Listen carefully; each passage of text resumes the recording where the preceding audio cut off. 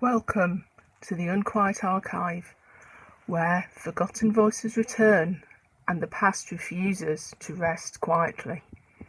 Tonight's story is one of quiet revelation.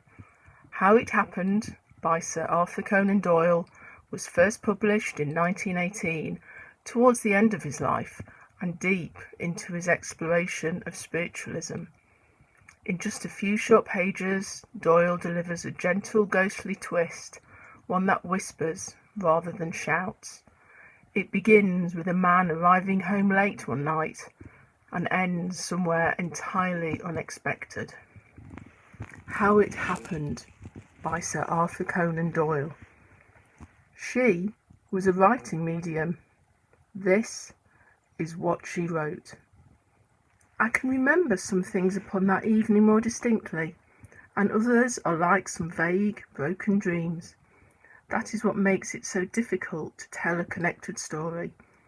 I have no idea now what it was that had taken me to London and brought me back so late. It just merges into all my other visits to London. But from the time that I got out at the little country station, everything is extraordinarily clear.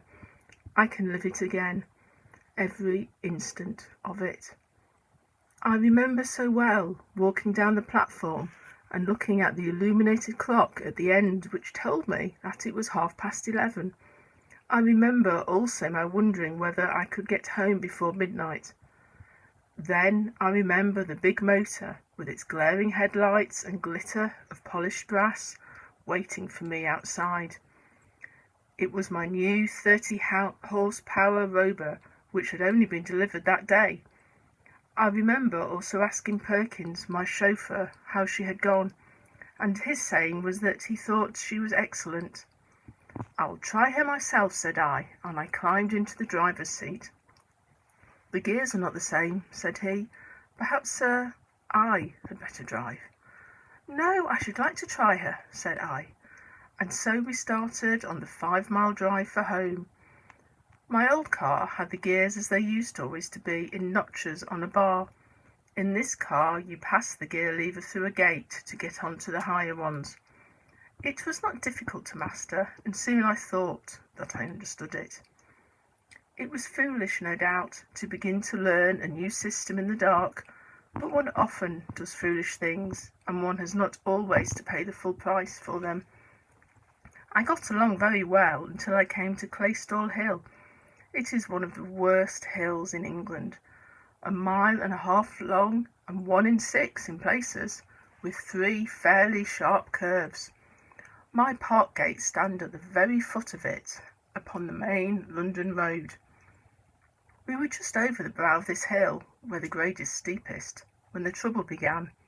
I had been on the top speed and wanted to get her on the free, but she stuck between gears, and I had to get her back on the top again. By this time she was going at a great rate, so I clapped on both brakes, and one after the other they gave way. I didn't mind so much when I felt my foot brake snap, but when I put all my weight on my side brake and the lever clanged to its full limit without a catch, it brought a cold sweat out of me.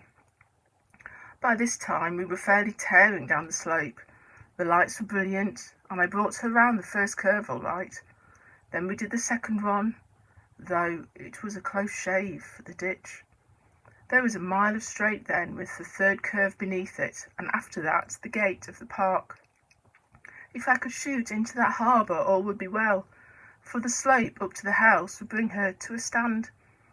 Perkins behaved splendidly. I should like that to be known. He was perfectly cool and alert. I had thought at the very beginning of taking the bank, and he read my intention. "I wouldn't do it, sir," said he. "At this pace it must go over, and we should have it on the top of us." Of course he was right. He got to the electric switch and had it off, so we were in the free, but we were still running at a fearful pace. He laid his hands on the wheel. "I'll keep her steady," said he, "if you care to jump and chance it. We can never get round that curve. Better jump, sir." "No," said I. "I'll stick it out. You can jump if you like." "I'll stick it with you, sir," said he. If it had been the old car, I should have jammed the gear lever into the reverse and seen what would happen. I expect she would have stripped her gears or smashed up somehow, but it would have been a chance. As it was, I was helpless. Perkins tried to climb across, but you couldn't do it going at that pace. The wheels were whirring like a high wind, and the big body creaking and groaning with the strain. But the lights were brilliant, and one could steer to an inch. I remember thinking what an awful and yet majestic sight we should appear to anyone who met us.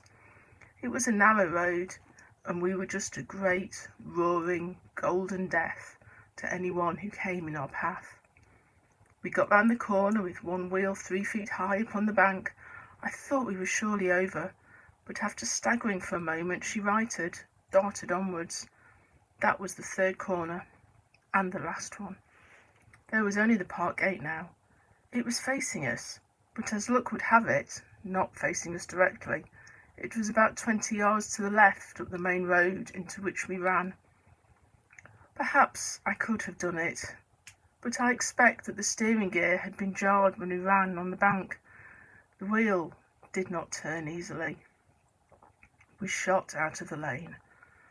I saw the open gate on the left. I whirled round my wheel with all the strength of my wrists.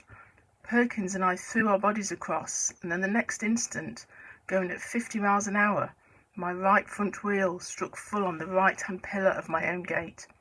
I heard the crash. I was conscious of flying through the air, and then, when I became aware of my own existence once more, I was among some brushwood in the shadow of the oaks upon the lodge side of the drive. A man was standing beside me.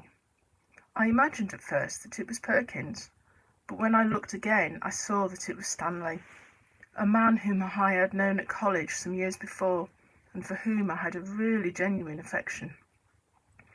There was always something peculiarly sympathetic to me in Stanley's personality, and I was proud to think that I had some similar influence upon him.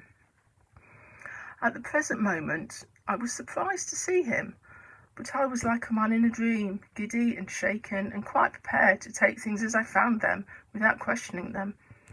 "What a smash!" I said. "Good Lord, what an awful smash!" He nodded his head, and even in the gloom I could see that he was smiling, the gentle, wistful smile which I connected with him. I was quite unable to move. Indeed, I had not any desire to try to move. But my senses were exceedingly alert. I saw the wreck of the motor lit up by the moving lanterns. I saw the little group of people and heard the hushed voices. There were the lodge-keeper and his wife, and one or two more. They were taking no notice of me, but were very busy around the car. Then suddenly I heard a cry of pain.